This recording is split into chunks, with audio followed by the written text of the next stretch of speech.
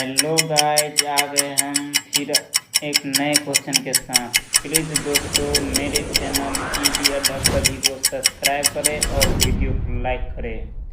चलिए दोस्तों, देखते हैं नया क्या है। विभिन्न माध्यमों में ध्वनि की चाल। वायु में ध्वनि की चाल 332 मिनट प्रति सेकंड। हाइड्रोजन में ध्वनि की चाल 1269 मिनट प्रति सेकंड।